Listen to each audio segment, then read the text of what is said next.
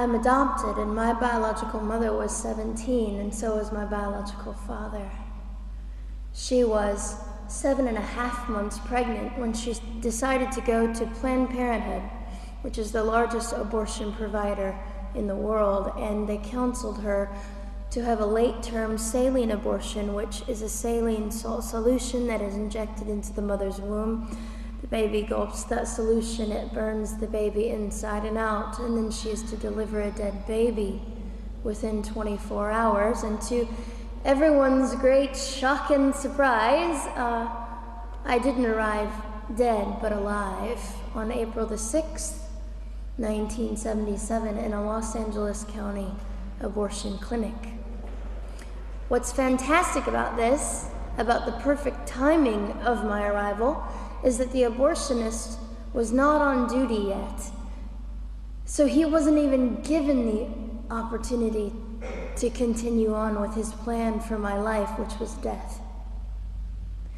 And I know that I am in a government building, and a beautiful one it is, and I love your country as well as my own. But I know in the age that we live in, it is not at all politically correct to say the name of Jesus Christ in places like this. To bring him into these sorts of meetings, because his name can make people so terribly uncomfortable. But I didn't survive so I could make everyone comfortable. I survived so I could stir things up a bit. And I have a great time doing it.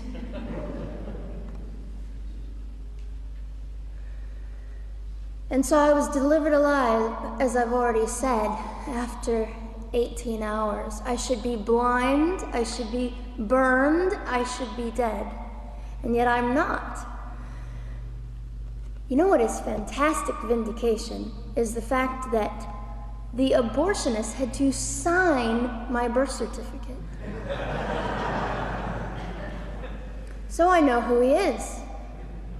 And it also says, for any skeptic listening, on my medical records, born during saline abortion. Ha!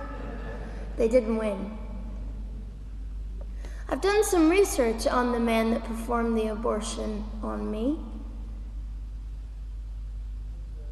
And his clinics are the largest chain of clinics in the United States of America, and they gross $70 million a year. I read a quote from him at some point several years ago, and he said, "I have aborted over 1 million babies, and I consider it my passion." I tell you these things because, listen, ladies and gentlemen, we are in an interesting battle, whether we realize it or not, in this world.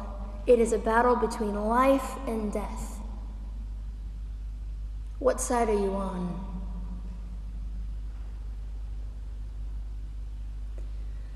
So a nurse called an ambulance and had me transferred to a hospital, which is absolutely miraculous. Generally, the practice at the time, and up until 2002, was, in my country, was to end the life of an abortion survivor by strangulation, suffocation, leaving the baby there to die, or throwing the baby away.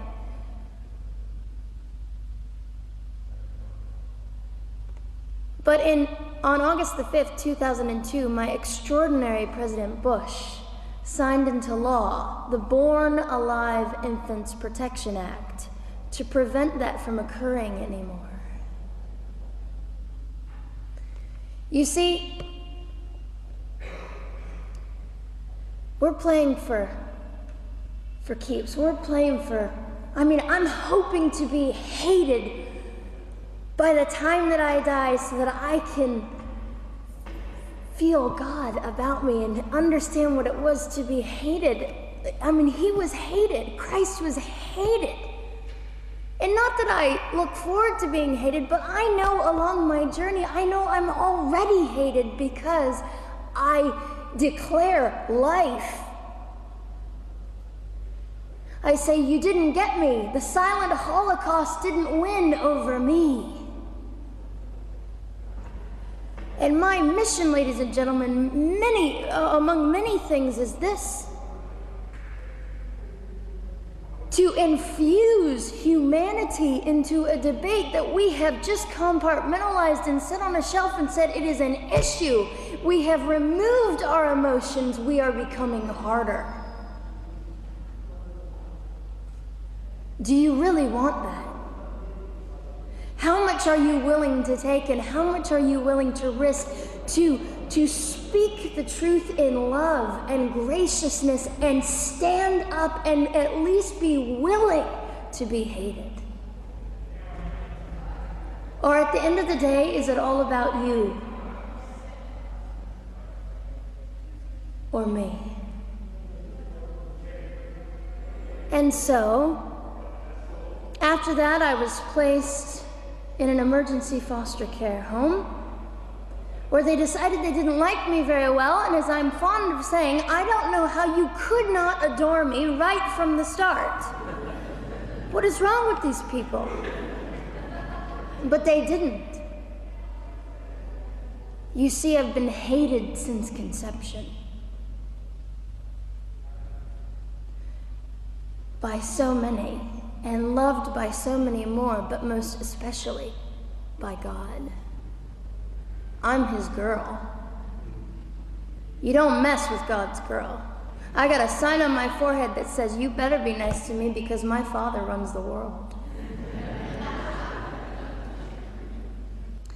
So after I was placed in the mean home, I was taken out of the mean home and placed into another home, a beautiful home, Penny's home. And she said by this time I was 17 months old, 32 pounds of dead weight, and diagnosed with what I considered to be the gift of cerebral palsy, which was caused directly by the lack of oxygen to my brain while I was trying to survive.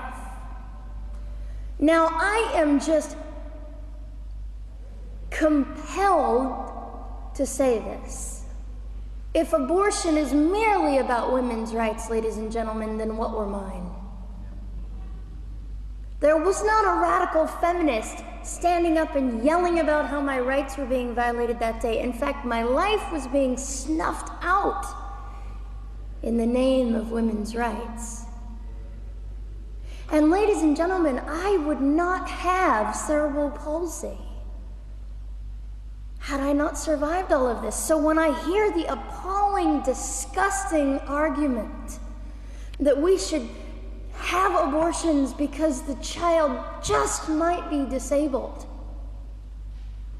oh, the horror that fills my heart. Ladies and gentlemen, there are things that you will only be able to learn by the weakest among us. And when you snuff them out, you are the one that loses. The Lord looks after them, but you are the one that will suffer forever.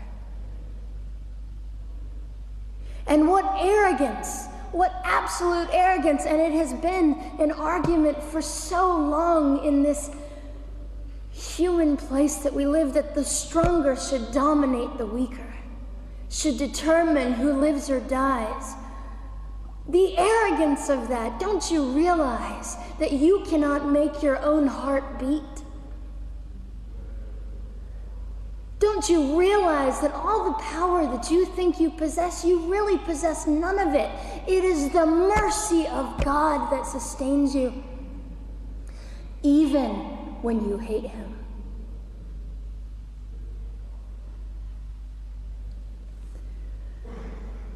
So they looked at my dear Penny and they said, Gianna will never be anything, which is always encouraging. And she decided to ignore them, and she worked with me 3 times a day, and I began to hold up my head, and they said, well, Gianna will never this and never that.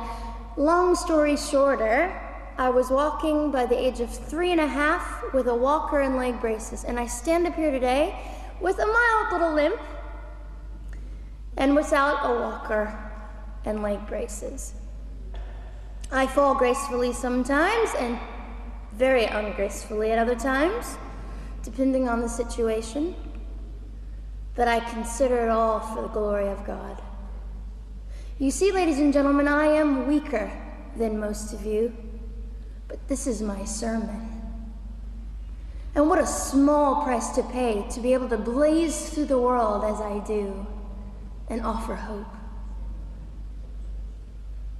And I think in our misunderstanding of the way things work, we misunderstand how beautiful suffering can be. I don't willingly sign up for it, but when it comes, we forget. We forget that God is in control and God has a way of making the most miserable thing beautiful.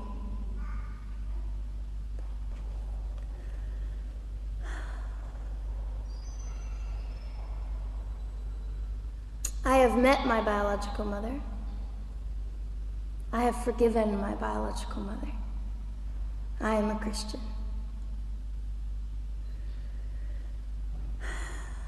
She's a very broken woman. She came to an event I was having 2 years ago, showed up unannounced, and said, "Hello, I'm your mother." And it was a very difficult day. And yet, while I was enduring all of this, you'll probably think I'm silly, but I was sitting there and I was thinking, I don't belong to you. I belong to Christ. I'm his girl, and I'm a princess. So no matter what you say, in all your anger and brokenness and rage, it's not mine to keep. It's not mine to carry, and I won't. I was saying all this inside. So ladies and gentlemen, you have an opportunity. But for just a brief moment, I would like to speak directly to the men in this room and do something that is never done. Men, you are made for greatness. You are made to stand up and be men. You are made to defend women and children, not stand by and turn your head when you know murder is occurring and do nothing about it. You are not made to use women and leave us alone. You are made to be kind and great and gracious and strong and stand for something. Because men, listen to me, I am too tired to do your job. Women, you are not made for abuse. You are not made to sit and not know your worth and your value. You are made to be fought for forever. So now is your moment. What sort of people are you going to be? I trust incredible. I trust, men, you will rise to the occasion. To the politicians listening, particularly to the men, I would say this: you are made for greatness, set your politics aside. You are made to defend what is right and good. This fiery young girl will stand here and say, now's your moment. What sort of man do you want to be? A man obsessed with your own glory, or a man obsessed with the glory of God?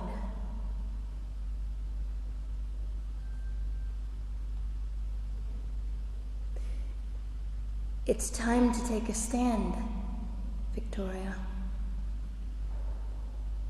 This is your hour. God will assist you. God will be with you.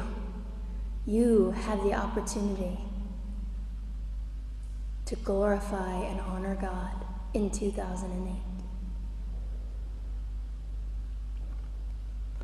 I'll just end with this.